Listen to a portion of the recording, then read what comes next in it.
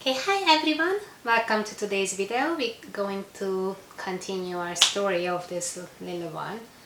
So I have a video about my pregnancy. I actually have two videos about my pregnancy. I have two videos about or birth. I think it's one or two parts, yeah. And then I stopped the story at when they finally let me go and see my baby, because they didn't. She was born on June 19th on a Monday at 11 p.m.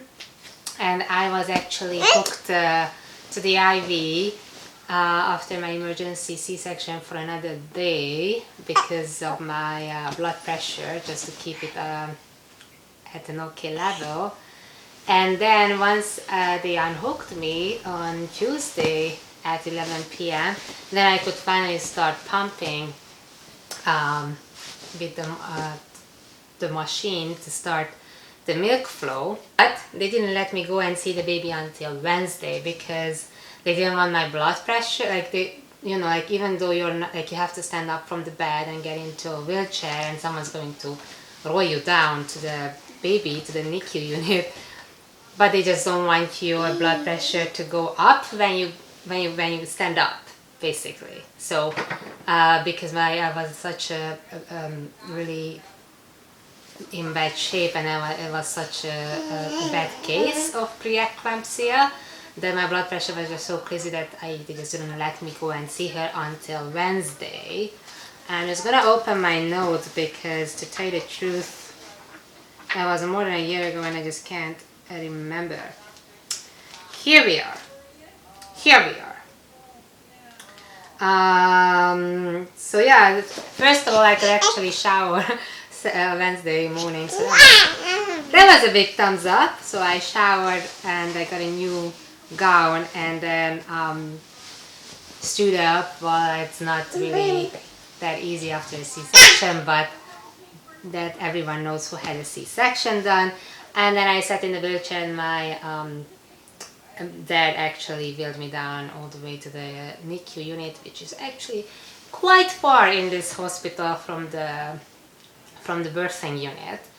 I do have videos, like we videoed the first time when I met my little one.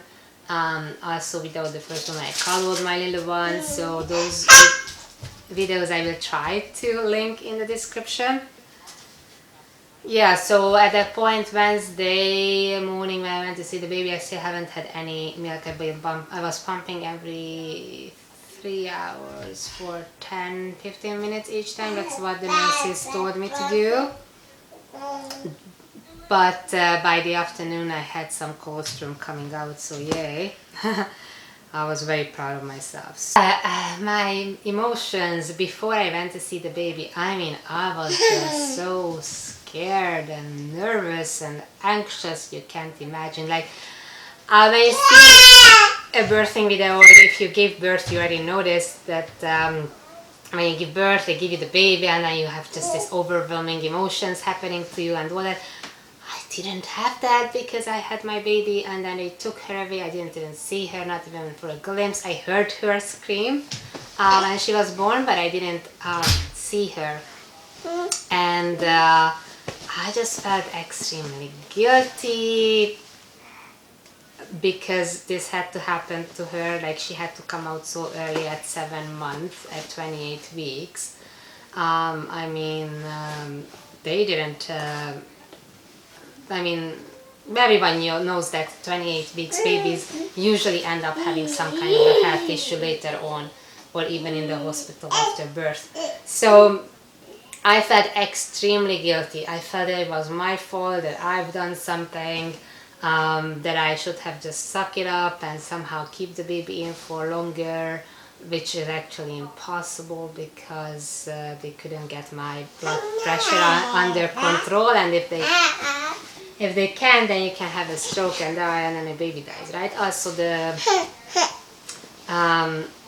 the cord was around her neck, so her heart rate was dropping. So even though I knew all that, and even though I knew I had to have this emergency C-section at 28 weeks, I still felt extremely guilty. And I just felt so nervous and anxious to see her. But I kind of scared, like I was just so scared. I didn't know what I'm gonna feel like when I see her. I didn't know if I'm gonna have any of those motherly emotions, you know, that overwhelming love when I see her. So those were all my feelings. Oh my god, my head was just full of that. So we got there. You have to wash your hand. You have to sign in every time you go in to see your baby. You have to sign in. You have to fill out a form saying that you don't have like runny nose, blah blah blah, like basically that you're not sick or you haven't had any sick feelings for the last 7 days. And then we finally went into her room. So the baby was in the incubator, and I couldn't see her. Like there were like 2 nurses on each side. I couldn't see her at first. I heard her. She was screaming.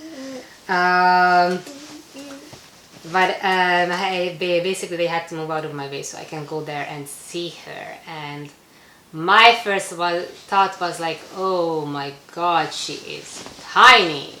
She was just so small. I mean I knew she was small. You had to change the camera angle, didn't you? She was born with 780 grams, but when you actually see the baby and you're like, oh, she's this tiny, you know, then it was just scary. Like the guilt just rushed all over me. That oh my god, how could I let them take out the baby so early, so tiny? Like now she has all these tubes coming out of her. She can't breathe on her own. Like I didn't have the overwhelming motherly love right away. I seriously felt just so guilty that I just couldn't get over that point. So yeah, not to mention that she was born with 780 grams, but then they lose weight for like every baby for like 7 to 10 days because of all the water weight coming out. So she was born with 780. By the time I saw her, she was close to just 700. And she was hooked up onto an IV. That's how she got all her food, vitamins, proteins and everything. And then she had her tubes on. I could just see like tubes coming all over, like this tiny little being covered with tubes. The little hat covered with, I have the little hat. So these are not the first ones, okay? So this was after a few weeks. This was her head. This is a hat that was on her head. Basically they need this hat so the breathing tubes stay in, like they need this to secure the breathing tubes in them.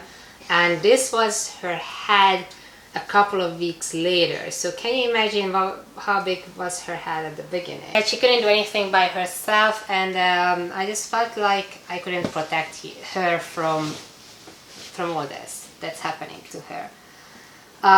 Basically I was just ready to cry, not from happiness but just from all these feelings. So basically you could touch her through the little holes in the incubator, and I was just like so scared to touch her. I thought that she's gonna break. Not like at that stage their skin is still see-through, like you can see the veins through through the skin, and it's covered with a little bit of the hair. I mean, her ear wasn't developed, like there was no cartilage in her ear yet. She was tiny, everything was tiny. But you can see that on the videos that I posted of when I saw her first time when we finally cuddled. But that first day, they asked me if I want to cuddle with her, and I was like, oh, I can't. First of all, I think it was from the medication and bed rest and C-section, but and probably the emotions, like I was shaking, like every single muscle in my body was shaking like this. I was like, I can't hold her. I'm too scared to drop her. Like I just couldn't. I just was just there. I was feeling like I'm going to faint, so I had to go back to the room quite soon. Like maybe I was there for like 10 minutes or so, and she was crying, and they were telling me to to talk to her because she knows my voice and then she's gonna calm down. I'm like, I hope so. So I was trying to talk to her, I was trying to stroke her, and he said, do not stroke her, their skin is so sensitive at that point that that's too much for them. You have to just put your hand on them and just hold it there, and so they feel safe and secure. And so that's what I did, and then she kind of stopped crying for a little bit, so that felt good. And she was extremely like velvety. The skin is so velvety because of the little hair that they still have on, like but just so soft. I went back because I was feeling like all these medications they were giving me, like they gave me extreme water retention in my feet, as well as I was like throwing up from the medications, and then I was just like really dizzy, so had to go back. That was the first time I saw her. And then the next day was the first time when we actually cuddled. I'm trying to find this because I know they didn't let me home because my blood pressure was still over 140. So can you imagine me? So you finally see the baby. This was Wednesday morning, and then I had to go back to the room, and then I was just feeling so. I was depressed. Like I was feeling completely depressed that I'm here.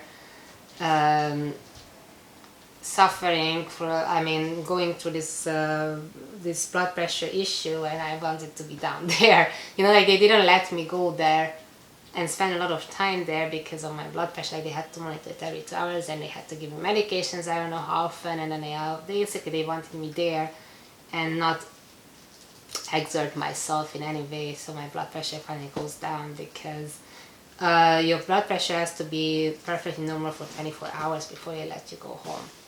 And I actually went home on Friday, but it was a big battle. They didn't want me to go even that day. Baby found my makeup brushes. That's the noise in the background. She really hated the tubes, and she was fighting it like crazy, like she was trying to push away the nurse's hand. And this is right when she was just born, like everyone was like, oh my god, she's so feisty. And they were really amazed. So they checked, they do these initial checkups with the baby, and everything came up perfectly fine. So far everything was good. They said she cries a lot, which is awesome. Like her lungs are developing with that. I had to agree for them to actually do a kind of a small, not surgery, but almost like they had to put a little tube through her feet. I don't exactly know where it went. I had to put in the IV. So the IV went through her little feet. The arms were too tiny, like the veins were too small, and the arms were too tiny. They couldn't do that, so they had to put it through the feet, and that's how they were feeding her through the IV. That went through the feet, and she actually has a scar from that IV, like right on her little.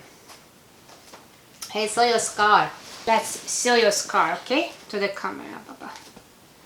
Here's your scar. I don't know if you can see it. Oops, yeah.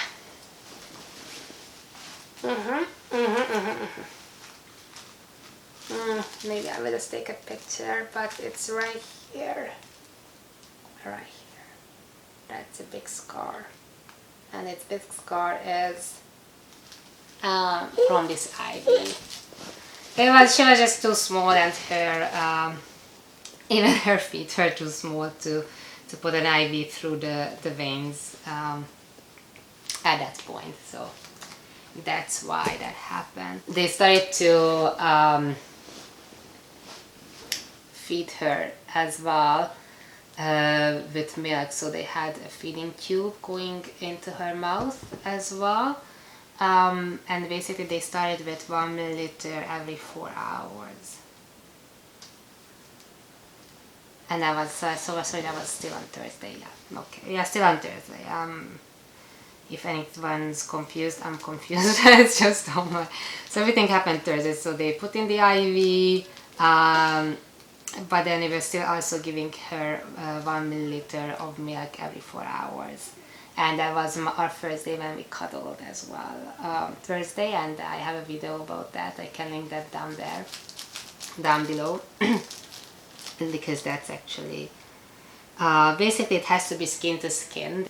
So you're half naked, you can have a hospital gown over. I just didn't want to, so I was half naked. She was obviously half naked in her little diaper, and they move her with all her tubes. The nurse brings her over and put her on your chest. They have to put the tubes so they don't move around, because if the tube falls out, then her heart rate stops, so she's not getting air in. And then they put some blankets over so she's not cold, and then she basically was asleep. Like at this stage she wasn't doing much, she was just sleeping, but I was still an amazing feeling, and that was finally when I could feel the motherly love coming in, and when I can finally connect with the baby. And that was Thursday, and she was born Monday, if you can imagine. So that's gonna be about this video, and then I'm gonna talk about more in her hospital stay in the next video. So thank you for today, and see you next time.